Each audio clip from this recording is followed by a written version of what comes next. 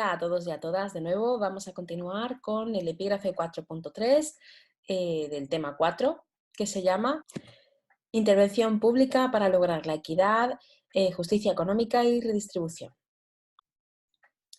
Bueno, pues os recuerdo que estábamos viendo las diferentes teorías que hablaban de la acción social frente al individualismo, ¿no? Y entonces teníamos en un extremo a las posturas más individualistas que defendían pues la propiedad privada, el capitalismo, el mercado, etcétera. Eran las teorías de los pensadores libertarios, los libertarios empíricos, que estaban en la parte del mercado. En el extremo opuesto nos encontrábamos con el socialismo marxista, ¿verdad? Y la última teoría de la que estábamos hablando era el liberalismo social. Y bueno, pues estuvimos comentando cuáles eran las características principales de este liberalismo social. Ahora queremos ver cómo este liberalismo social intenta alcanzar la equidad, ¿vale? Entonces, según pues la teoría del liberalismo social, el Estado, como pone aquí, puede alcanzar la equidad mediante dos posibilidades o dos alternativas. Una sería una redistribución voluntaria, en la que pues, el Estado únicamente haría una función de canalización de esa riqueza o de esa renta desde las clases que deciden darlo hasta las que la reciben, ¿no? Y por otro lado, pues tendríamos la redistribución obligatoria, que se haría vía impuestos, quitando renta y riqueza a las rentas más altas y pues dando obviamente esa riqueza en forma de transferencias sociales a las clases más desfavorecidas. Vamos a explicar la gráfica que tenemos en la página 34 de las diapositivas. Pero para poder llegar a esa gráfica, a esa curva, primero debo introducir una serie de nociones o de cuestiones básicas, ¿vale? Entonces vamos a suponer una economía en la que tenemos dos individuos. Tenemos el individuo A, que es rico, ¿vale? Aquí tenéis el simbolito del dólar, está feliz porque es rico, obviamente, y además de ser rico es altruista, porque claro, se lo puede permitir, tiene mucha pasta, es como Amancio, nuestro amigo Amancio. Y luego, por otra parte, pues tenemos al individuo B, que es pobre, está infeliz porque es pobre, y bueno, pues es pobre y además no es altruista. Bueno, no sabemos si es altruista o no, porque realmente es pobre y no se puede permitir el dinero de darle, no se puede permitir el lujo de darle dinero a los demás, pero bueno, pues quién sabe, a lo mejor es pobre y no es altruista, el karma. En fin, ahí lo dejamos, ¿no? Entonces, vamos a ver de qué depende el bienestar del individuo A y qué depende el bienestar del individuo B. Entonces, el bienestar del individuo B es muy fácil, ¿verdad? Lo tenemos aquí a la derecha. Su utilidad, como él no es altruista y pasa de todo, pues su utilidad solamente depende de su renta. Cuanto más dinero tenga, más feliz será, porque así van sus preferencias, ¿no? Porque como pongo aquí, pues oye, a lo mejor es mala gente, el karma, no se sabe. Entonces, la utilidad de B dependerá de R de B, que es la renta de B, ¿no? Sujeto a, obviamente, pues a esa restricción en el que la renta de A más la renta de B, en teoría, sumaría toda la renta de la economía porque solo tenemos dos individuos. Vale, pues así es como se alcanza el bienestar de B. Utilidad de B en función de la renta de B. Pero ¿qué ocurre con el individuo A? El individuo A, además de tener mucha pasta, es altruista. Entonces, la utilidad de A no solamente depende de la renta de A, sino también depende de la renta de B, porque el individuo A es tan buena gente que a él le hace feliz que B tenga dinero. Entonces, la utilidad de A pues dependerá de su propia renta y de la utilidad de B, que depende de la renta de B. Y por supuesto, pues tenemos la condición de que la renta de A más la renta de B, pues sumaría la renta total de la economía. ¿Vale? Eso lo tenemos aquí abajo, ¿no? El bienestar de A depende, pues, de forma positiva de su propia renta. Eso significa que a mayor renta, obviamente, es más feliz. Y positivamente también de la renta de B, porque es altruista, es buena gente. Si fuese un envidioso sería al contrario. Pero bueno, como es altruista, le hace feliz que B sea feliz, entonces a mayor utilidad de B, pues mayor utilidad de A también. Como al individuo A, que es rico, le hace feliz que B sea feliz, ¿qué es lo que va a hacer? Pues le va a donar dinero a B, transferencia voluntaria de renta. Él voluntariamente le va a dar 50 euros todos los meses. Cuestión clave. ¿Hasta cuándo?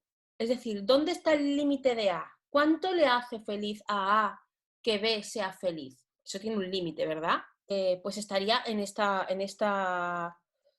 bueno, en este cuadrado, ¿no?, que he puesto yo aquí, la clave, que sería que por un lado la pérdida del bienestar, la pérdida de utilidad que tiene ese individuo A por disminuir su poder de compra, porque lo que está haciendo es quitarse dinero a sí mismo para dárselo a B, pues esa desutilidad que le genera el no poder gastar ese dinero se compensa con la utilidad o la satisfacción por la donación. Es decir, ¿hasta cuándo va a estar el individuo A dándole dinero a B? Hasta el punto en el que lo que pierda de felicidad por darle el dinero, lo obtenga de felicidad por darle el dinero. Cuando eso llegue a cero, a partir de ahí, todo lo que sea mayores niveles de desutilidad, pues obviamente no va a seguir dándole dinero a B. Si planteásemos este modelo simplemente con estos dos individuos, diríamos, bueno, entonces ¿para qué necesitamos el sector público? Para nada, ¿verdad? A le da el dinero a B y ellos se lo guisan y ellos se lo comen. ¿Cuál es el problema? Pues que en la economía no solamente tenemos un individuo A y un individuo B, sino que tenemos muchos individuos A y muchos individuos B. Y además tenemos una información que es asimétrica. Como sabéis, pues yo no sé lo que piensa el otro. Y como pone ahí, partiendo de la premisa de MediaMark, que es magnífica, pues yo no soy tonto. ¿Eso qué significa? A lo mejor yo soy un poco altruista, ¿vale? Y a lo mejor pues de mi renta que tengo todos los meses le daría 50 euros todos los meses a alguien que creo que es más pobre. Pero claro, sé que hay gente que tiene mucho más dinero que yo. Con lo cual, si tengo suerte, pues si yo no desvelo cuáles son mis preferencias con respecto a la utilidad, si soy altruista o no, a lo mejor tengo suerte y recibo dinero de alguien que es mucho más rico que yo.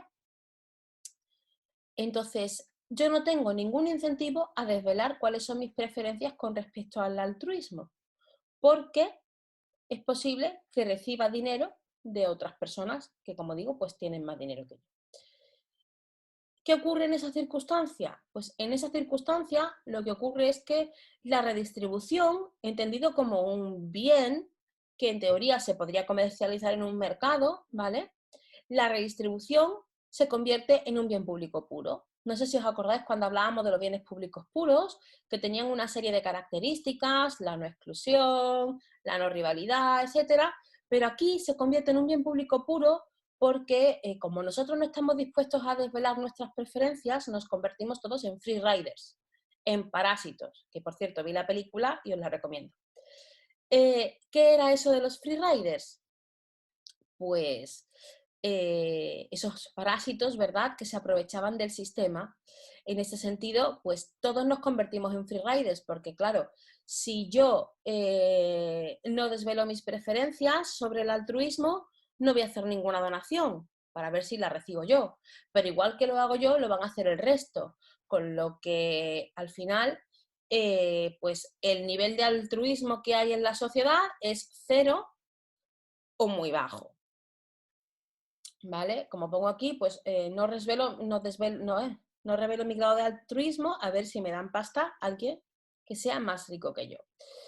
Entonces, ¿qué es lo que pasa? Pues que la redistribución voluntaria a través de este mercado, de esta mano invisible, o es cero o es insuficiente desde un punto de vista socialmente deseable. Entonces, es en ese momento cuando entra en juego la redistribución coactiva que se realiza a través del sector público, ¿no? Y que, como hemos dicho, pues se realiza a través de impuestos y a través de transferencias sociales. Entonces, a partir de aquí nos vamos a ir a la gráfica de la página 34. Entonces, en esta gráfica estamos viendo la redistribución voluntaria y la redistribución coactiva que hace el sector público. Es una gráfica que tenemos pintado en el eje de abscisas la utilidad del individuo B y en el eje de ordenadas la utilidad del individuo A, que os recuerdo que el A era el altruista y el B era el pobre y el que tenía el mal karma, ¿no? Bueno, ¿qué es lo que estamos viendo aquí? Pues tenemos que pensar que tenemos un análisis parecido a las curvas de utilidad de los consumidores. Solo que en este caso, esas curvas de utilidad que tienen la misma, bueno, las mismas características de las curvas de utilidad, que son pues, la convexidad, la continuidad y todas las características que, si os acordáis, se decían de las curvas de utilidad. Bueno, pues en este caso, esas curvas de utilidad son curvas de indiferencia social.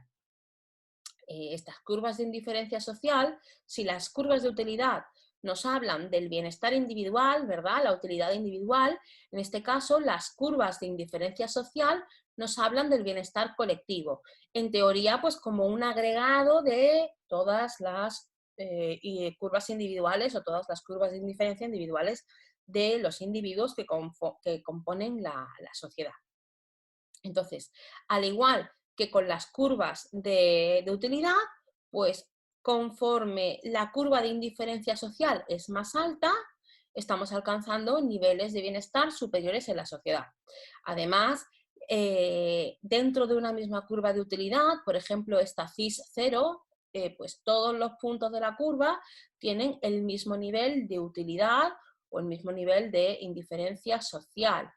Es decir, que en principio todos estos puntos de la curva son indiferentes. Nos daría igual situarnos en un punto más cercano a la utilidad de A o en un punto más cercano a la utilidad de B. Además de esas curvas de indiferencia social, veis que tenemos una curva que hace así como una especie de montaña, ¿verdad? Pues esta curva es la llamada frontera de posibilidades de utilidad, también se le llama la gran frontera de utilidad. ¿Qué es lo que nos está indicando esta frontera de posibilidades de utilidad? Pues nos está poniendo de manifiesto todas y cada una de las asignaciones eficientes que hay en la economía. Eficiencia entendida en términos de eficiencia global, es decir, pues todos esos puntos en los que se produce la eficiencia, por un lado, en la producción y además también en el consumo. Entonces, si hacemos un análisis análogo al que hacíamos con las curvas de utilidad y la restricción presupuestaria, si os acordáis, pues en la eficiencia en el consumo, ¿qué era lo que ocurría? Que buscábamos esa curva de utilidad que era la más alta y que hacía tangencia con la restricción presupuestaria, ¿verdad? Pues aquí, ¿qué es lo que vamos a hacer? En teoría, el punto óptimo del bienestar social se alcanzaría en ese punto en el que la curva de indiferencia social más alta fuese tangente con la frontera de posibilidades de utilidad, ¿verdad? Porque en este punto pues estaríamos alcanzando un nivel de eficiencia máximo desde el punto de vista del mercado y además estaríamos alcanzando un nivel de bienestar o el nivel de bienestar máximo posible para esa situación. Entonces, podríamos decir que el punto C es el punto socialmente deseable. Bueno, pues vamos a suponer que estamos en un punto de partida que es el punto A, ¿vale? En este punto A, pues tenemos una determinada utilidad para el individuo A, que es bastante alta, y una utilidad para el individuo B, que es bastante pequeña. ¿Por qué? Pues porque el individuo A tiene una utilidad muy alta, probablemente porque tenga una renta muy alta, y el individuo B pues tendrá una renta muy pequeña y por eso su utilidad es muy pequeña. Como hemos dicho, el individuo A es altruista. Entonces, él se da cuenta de que si pues le da dinero, le da transferencias al individuo B, entonces él va a ir aumentando su nivel de utilidad. Como no es tonto, le interesa. Entonces, ¿qué es lo que va a hacer el individuo A? Pues que de forma voluntaria va a ir haciendo donaciones al individuo B. De forma voluntaria va a ir haciendo donaciones al individuo B. ¿Hasta cuándo? Pues hasta ese punto en el que él alcance una utilidad máxima, que en este caso sería pues en el punto B, ¿vale? Entonces, diríamos que desde el punto A hasta el punto B sería pues esa redistribución voluntaria que se produce de forma natural en el mercado, porque la utilidad de A pues no solamente depende de la de A, sino también de la de B. Si os dais cuenta, toda esta línea que va desde el punto A hasta el punto B, lo que hace es que incrementa utilidades tanto para A como para B, ¿verdad? Se incrementan utilidades de A y se incrementan utilidades de B. Entonces, ¿qué ocurre? Pues que hasta que se alcanza el punto B, todas esas decisiones son eficientes desde el punto de vista económico. ¿Y por qué son eficientes? Pues porque, si os acordáis, hablábamos del óptimo de Pareto y las situaciones Pareto superior, ¿verdad? Pues todos los puntos que se van alcanzando conforme se van aumentando, conforme se van haciendo donaciones de A a B, todos estos puntos son situaciones Pareto superiores a la previa. ¿Hasta cuándo? Pues hasta el punto B, en el que en este punto se alcanzaría una situación de bienestar máximo para A y para B. No tenemos un punto posterior, vamos a decirlo así, en el que se alcance un mayor nivel de utilidad A sin perjudicar, un nivel mayor de utilidad de B sin perjudicar a A, porque a partir de ese punto B, todas las donaciones adicionales que da A le perjudican porque le generan desutilidad, ¿vale? Entonces, como estamos viendo, pues el tramo de A a B sería el tramo de las donaciones voluntarias. Pero claro, ¿qué ocurre? Pues a lo mejor este punto B no es socialmente deseable, porque estamos viendo que tenemos una curva de utilidad superior, que sería la curva CIS2, que bueno, pues es superior a la CIS1, que es en la que se encuentra el punto B. ¿Qué es lo que estamos diciendo? Pues lo que he puesto aquí, ¿no? Redistribución, aquí donde pone coactiva debería ser voluntaria, ¿eh? Redistribución voluntaria, pues que se redirige o redirige de forma natural desde el punto A hasta el punto B, que las curvas CIS pues son la representación gráfica de las funciones de bienestar social, estas FBS, que se representan en los apuntes como una W, que además tenemos pues la frontera de posibilidades de utilidad, que pues es la distribución eficiente de los recursos de la economía, de esta economía en cuestión, ¿no? Y pues que no es más que la representación gráfica de la eficiencia global, y que el objetivo socialmente deseable pues sería alcanzar la curva de indiferencia social más alta, que sería tangente a la frontera de posibilidades de utilidad, y que hemos visto que sería este punto C. Pero, como yo pongo aquí, pero desde el punto A al punto B es donde se produce la redistribución voluntaria, porque incrementa la utilidad de A e incrementa la utilidad de B. Como ya hemos dicho, el punto B es Pareto superior al punto A, y además es el punto óptimo porque no vamos a tener ninguno que sea Pareto superior a ese. Entonces, el punto B es eficiente.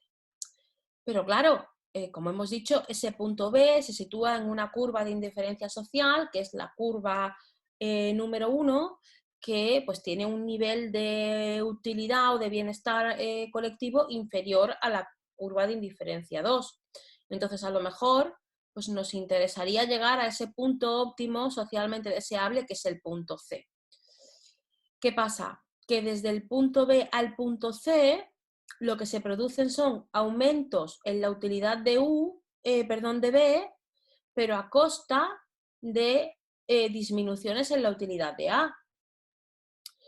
Entonces, todos los puntos que estén a la derecha del punto B no son puntos eficientes porque no son paretos superiores. Ahora bien, que no sean eficientes no significa que no sean más equitativos. Es posible que sean más equitativos. Si nos vamos a la gráfica,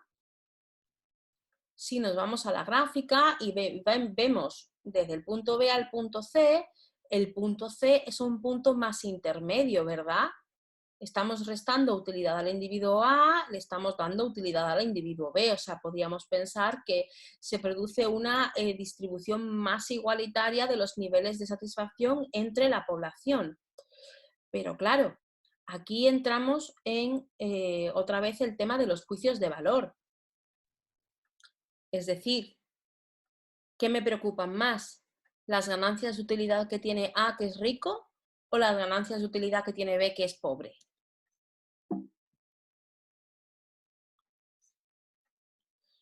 Entonces, para pasar del punto B al punto C, pues tenemos que hacer comparaciones interpersonales de utilidad y ver a quién beneficio.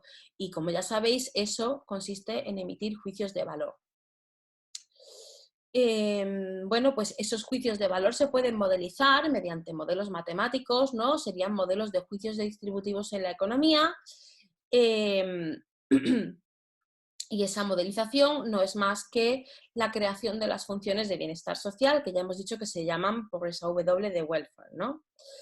¿Qué ocurre? Esta función de bienestar social pues no es más que la plasmación de forma matemática de una serie de códigos de valores que nos indican cómo varía la utilidad colectiva o el bienestar colectivo cuando se producen variaciones, incrementos o decrementos de las utilidades individuales, de los bienestares de cada uno de los individuos, ¿no? Formalmente, en este caso, suponiendo que tenemos una economía con solo dos individuos, que son el A y el B, pues diríamos que W, que es la función de bienestar social, depende de la utilidad del individuo A y de la utilidad del individuo B. Bueno, pues estas funciones de bienestar social deben cumplir una serie de requisitos que resumimos en tres: individualismo, anonimato y aversión a la desigualdad. Con el requisito del individualismo nos estamos refiriendo básicamente a la definición de situaciones de Pareto superior, es decir, que la función de bienestar social ya hemos dicho que depende de las utilidades individuales y obviamente siempre y cuando aumente la utilidad individual de algún sujeto sin que disminuya el bienestar de otro individuo, pues entonces vamos a tener un mayor nivel de bienestar global, ¿vale? En cuanto aumente el bienestar de uno de los individuos sin que disminuya el bienestar de otro, pues obviamente el nivel de bienestar colectivo será mayor. El requisito de anonimato hace referencia al hecho de que, bueno, pues el bienestar colectivo no depende de quién sea el sujeto que mejora su bienestar, es decir, no depende de que el que mejora sea fulanito o menganito, sino que depende más bien de la colectividad, de la estructura del sistema que garantiza ese bienestar, ¿vale? Y no de quiénes son los sujetos con nombres y apellidos que mejoran sus niveles de bienestar. Y por último, el último requisito sería el de la aversión a la desigualdad. Es decir, en teoría se supone que los sujetos tenemos una aversión a esa desigualdad que es bastante grande, ¿no? De forma que las distribuciones más igualitarias, en teoría, deben ser preferidas a las que son más desigualitarias. Y como pone aquí, pues podríamos ver la comparación con respecto al punto B y al punto D de la gráfica. ¿Qué es eso de la aversión a la desigualdad? Pues básicamente lo que estamos diciendo es que si tenemos que elegir y tenemos, por ejemplo, un punto B en el que pues aquí nos vamos más bien a un beneficio mayor para el sujeto A, o el punto D que genera un beneficio mayor para el individuo B, pues por lo general la aversión a la desigualdad va a hacer que elijamos un punto intermedio, que sería pues el punto G, y que en teoría sería preferido al punto B y al punto D. Básicamente es lo que estamos diciendo. ¿Qué ocurre con el punto G? Pues ya que estamos hablando del punto G, básicamente lo que ocurre es que este punto G no sería un punto eficiente porque no se situaría en algún punto de la frontera de posibilidades de utilidad. Es verdad que desde el punto de vista social, bueno, pues estaría en una curva de indiferencia más alta que la CIS 1, pero desde el punto de vista de la eficiencia no sería un punto deseable. Entonces, pues, ¿cuál es el óptimo social? Ya hemos dicho que es el punto C, ¿verdad? ¿Cómo intentamos obtener ese óptimo social? Pues matemáticamente sería la maximización de esa función de bienestar social W, que ya hemos dicho que depende de las utilidades de los individuos, en este caso de la utilidad del individuo A y de la utilidad del individuo B, y que está sujeto a una restricción, que es esta de aquí, U de A igual a G de U de B, donde G lo que plasma es la frontera de posibilidades de utilidad. Es decir, esta restricción presupuestaria, esta restricción, lo que nos está diciendo es que ese punto de la función de bienestar social, para maximizar el bienestar colectivo, debe estar situado en algún punto de la frontera de posibilidades de utilidad. Como ponemos aquí, debe ser un punto de tangencia de la curva de indiferencia social más alta, la representada es la CIS 2, y un punto de la frontera de posibilidades de utilidad. En resumen, pues lo que estamos diciendo es, en la gráfica, que desde el punto A al punto B se produciría una redistribución voluntaria, pero que el punto B alcanzado pues no es el óptimo socialmente deseable. Si queremos pasar del punto B al punto C, pues entonces esa redistribución debe hacerse de forma coactiva por parte del sector público. Pero claro, pasar del punto B al punto C nos lleva a un conflicto entre eficiencia y equidad, porque ya hemos visto que se pierden niveles de eficiencia en favor de una distribución más igualitaria de la renta. Y para ver este conflicto entre eficiencia y equidad, pues tendríamos que hablar de los teoremas de la economía del bienestar. Bueno, pues teoremas de la economía del bienestar, bueno, tenemos varios, ¿no? Aquí vamos a hablar de dos, el primer teorema y el segundo teorema. El primer teorema seguro que ya os suena. El primer teorema lo que dice es que cualquier equilibrio competitivo del mercado conduce a asignaciones de recursos eficientes en términos de Pareto. Es decir, el primer teorema lo que habla es del hecho de que en teoría, pues lo que decíamos al principio, ¿no? Los mercados por sí mismos son eficientes y que hemos visto que de forma gráfica pues se pone de manifiesto en la caja de Edgeworth. Bueno, como sabemos esto es mentira. Entonces, pues nos tenemos que ir al segundo teorema de la economía del bienestar. ¿Qué es lo que dice el segundo teorema de la economía del bienestar? Pues que es posible alcanzar asignaciones eficientes mediante redistribuciones neutrales de la renta. Y claro, aquí me pregunto yo, ¿qué es neutral? ¿Qué se entiende por neutral, no? Bueno, la neutralidad se entiende en el sentido de que las redistribuciones que se hagan no afectan, no alteran al comportamiento de los agentes económicos, entendidos como las empresas y los consumidores. Pero más concretamente se habla del hecho de que no alteraría, la neutralidad consiste en no alterar los precios relativos de los bienes y servicios para dos ámbitos, para el ámbito de los productores y el de los consumidores. Y bueno, pues el ejemplo más claro es el del IVA.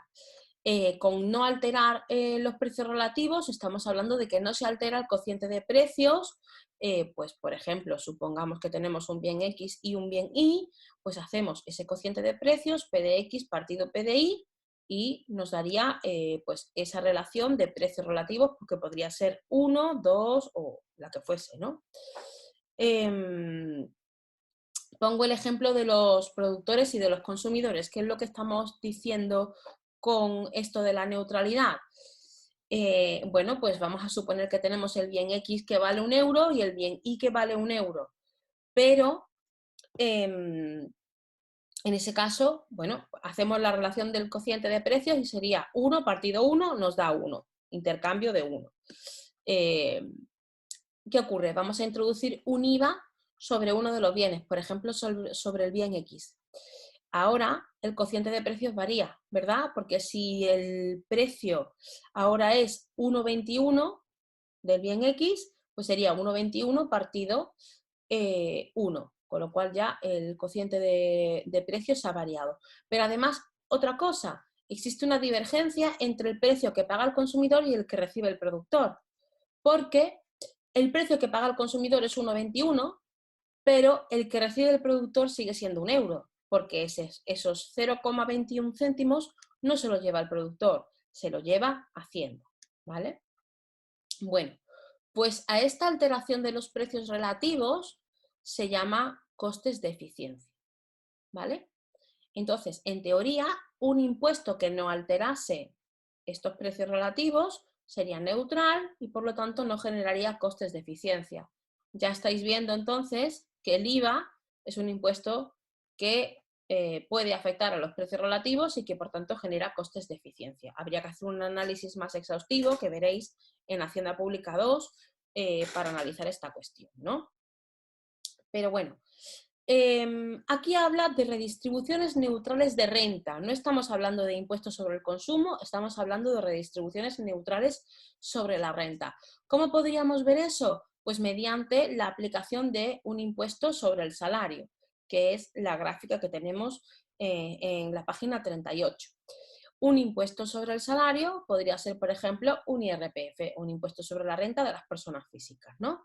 Pues el objetivo de la gráfica de la página 38 sería ver cuáles son los efectos de la introducción de un IRPF. ¿Característica que va a tener este IRPF? Pues que va a gravar la renta de uno de los dos individuos. Os recuerdo que teníamos dos individuos, el A y el B. Va a gravar solamente la renta del individuo A, que era el rico y altruista, para dárselo al individuo B en forma de transferencia social. Y para poder hacer ese análisis de la página 38, os recuerdo una cosa, que es que en el mercado de trabajo lo que es la oferta y la demanda funciona al revés que en los mercados normales. Es decir, los oferentes son los trabajadores, nosotros ofrecemos nuestra fuerza de trabajo y los demandantes son las empresas que piden, requieren esa mano de obra para poder producir. Bueno, pues hemos dicho, lo que estamos diciendo es que se producen redistribuciones neutrales de la renta. Vamos a ver si eso es verdad o es mentira. Tenemos que partir de una situación, como ya hemos dicho, tenemos el individuo A que tiene dinero, vamos a suponer que gana 1.000 euros al mes sin ningún IRPF, esos son sus 1.000 euros brutos, está feliz porque gana 1.000 euros. El individuo B pues está triste porque no gana dinero, tiene 0 euros, normal. Y ahora vamos a introducir un impuesto sobre el salario, un IRPF, lo vamos a llamar IRPF, del 10%, ¿vale? Entonces, este sujeto ya no gana 1.000 euros, ahora va a ganar pues 1.000 menos el 10% de 1.000, va a ganar 900. ¿Y qué ocurre con esos 100 euros, con ese 10% que hemos recaudado del IRPF? Se lo vamos a dar en forma de transferencia social al sujeto B. Entonces ahora, en la nueva situación, el individuo A está un poco más triste y el individuo B está un poco más contento porque en realidad 100 euros al mes pues es una porquería. Bueno, podríamos pensar que esto es una distribución neutral porque no altera los precios relativos de los bienes, ¿verdad? Es decir, pensamos en la compra de bienes y servicios y decimos, pues las peras siguen valiendo lo mismo y las manzanas siguen valiendo lo mismo. Sí, pero no. ¿Por qué? Porque todo en esta vida tiene un coste de oportunidad, incluso pues el trabajo. Es decir, ¿cuál es el coste de oportunidad de trabajar? ¿A qué estamos, eh, lo diré, a qué estamos renunciando cuando estamos trabajando? Al ocio, ¿vale? Bueno, al trabajo normalmente se le llama L por labor, ¿no? Y al ocio se le llama H, pues porque sí. Entonces tenemos que partir de que trabajar no es gratis. Trabajar implica no poder disfrutar de tiempo de ocio para poder estar con nuestros niños o con nuestros padres o jugar a la videoconsola, pasarnos el Final Fantasy VII remasterizado o jugar al Animal Crossing. ¿Qué pasa? Que la situación no va a ser igual dependiendo de cómo sea la oferta de trabajo, es decir, dependiendo de si yo voy a poder dejar de trabajar o no voy a poder dejar de trabajar. Vamos a suponer que la oferta de trabajo es fija, L es fija. ¿Eso qué quiere decir? Que yo no puedo modificar mi oferta. Aquí se ve bastante claro. Si yo gano 1.000 euros al mes, no creo que me pueda permitir el lujo de trabajar menos porque 1.000 euros no es mucho, ¿verdad? Entonces tengo que trabajar igual aunque me pongan un IRPF. Aunque a mí me pongan un IRPF, yo voy a seguir trabajando porque tengo que comer, tengo que pagar el alquiler bueno, y me gusta salir a tomarme una caña cuando no hay cuarentena y esas cosas, ¿no? Vale, entonces en ese caso, cuando la oferta fija, no hay ninguna disyuntiva. Yo sigo trabajando y punto. Pero vamos a suponer que la oferta es variable. Es decir, existe alguna circunstancia en la que yo me puedo permitir el lujo de decidir si quiero trabajar o no en función de lo que me pagan. Y eso que estoy diciendo es muy loco. Vamos a suponer que ganamos 5.000 euros al mes. Cuando yo gano 5.000 euros al mes, si a mí me ponen un IRPF y me quitan 500 euros, a lo mejor por esos 500 euros que me van a poner, a mí no me merece la pena trabajar tanto. A lo mejor decido pues trabajar un poco menos, ganar 4.000, se va a llevar menos dinero a Hacienda, pero yo voy a dedicar más tiempo a mi bienestar personal. Entonces, en el momento en el que la oferta se convierte en variable, se produce la disyuntiva entre el trabajo y el ocio, ¿vale? Vamos a hablar en términos de sueldo por hora. Introduciendo un IRPF, bueno, pues en esa nueva circunstancia ahora cobro menos la hora, que sería mi sueldo neto con respecto a la situación previa sin IRPF. Vamos a suponer que antes del IRPF el individuo A cobraba a 50 euros la hora, ¿vale? Después del IRPF ya no cobra 50 euros la hora, ahora cobra 50 euros menos el 10% de 50 euros, es decir, ahora cobra 45 euros la hora. ¿Qué pasa? Si este individuo quiere ganar esos 50 euros porque le hace falta, para poder ganar el mismo dinero, tiene que trabajar más. En este caso, para poder ganar esos 50 euros ya no tiene que trabajar una hora, tiene que trabajar 1 hora y 11 minutos. Entonces, digamos que trabajo lo mismo, pero más barato, ¿verdad? Me pagan menos.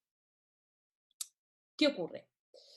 ¿Cuál es el coste de oportunidad del ocio?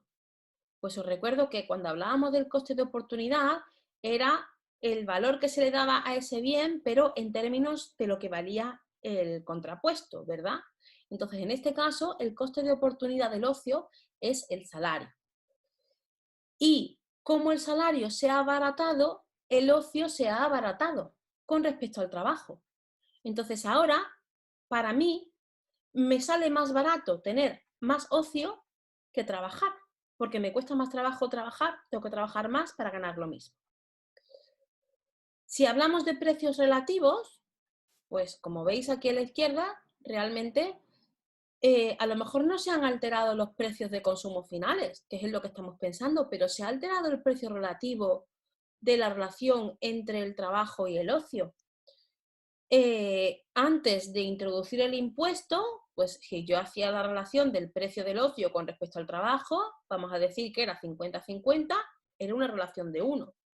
Pero ahora, si yo hago esa relación, es 50 partido 45, con lo cual me sale 1,1.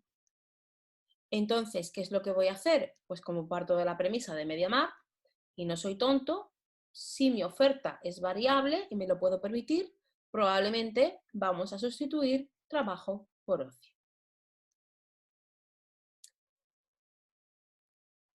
¿Eso qué implica? Eso implica que con la introducción del impuesto, la frontera de posibilidades de utilidad se va a desplazar hacia adentro. Va a ser menos eficiente. Vamos a verlo en la gráfica.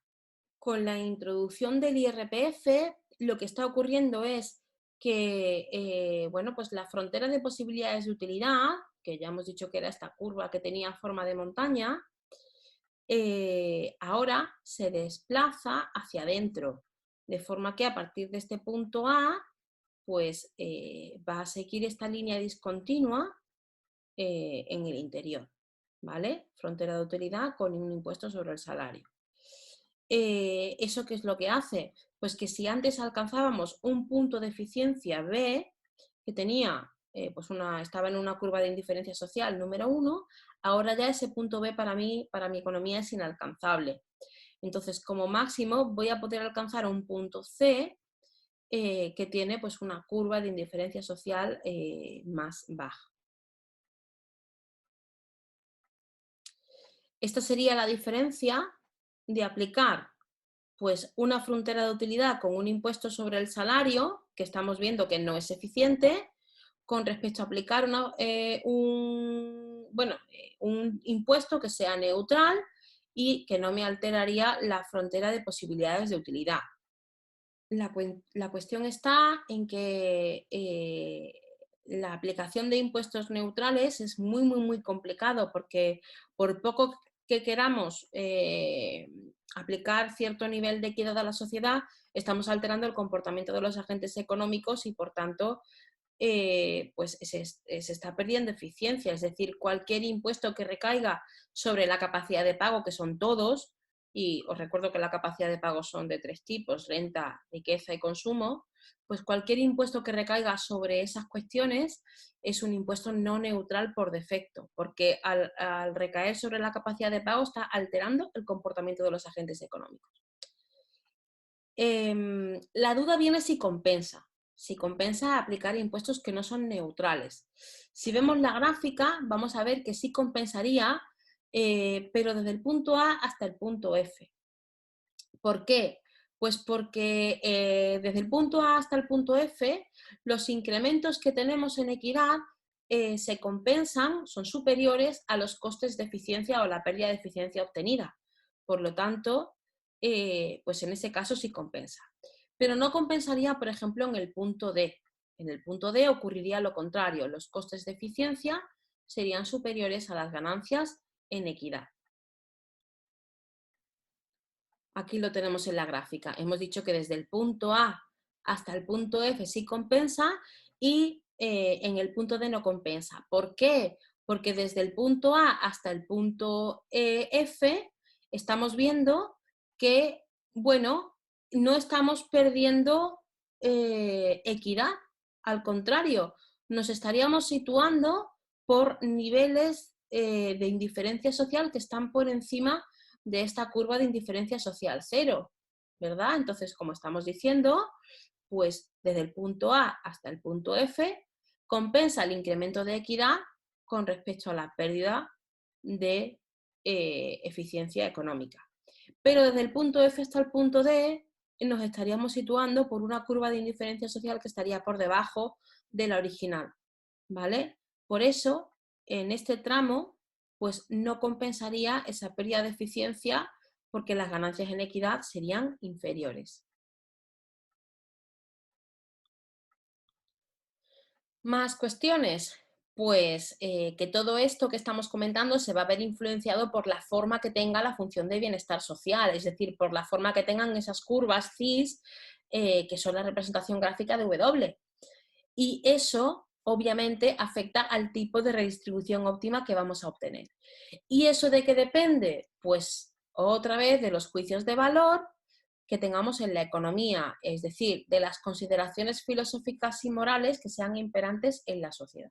Y en ese sentido, pues vamos a filosofar un poquito otra vez y vamos a hablar de dos corrientes filosóficas que son contrapuestas en relación a todas estas cuestiones de la redistribución. Sería, por un lado, la filosofía utilitarista y, por otro lado, la filosofía rawlsiana. Y hasta aquí el contenido de la videoclase de hoy en Nuria Benítez presenta Diversión con impuestos.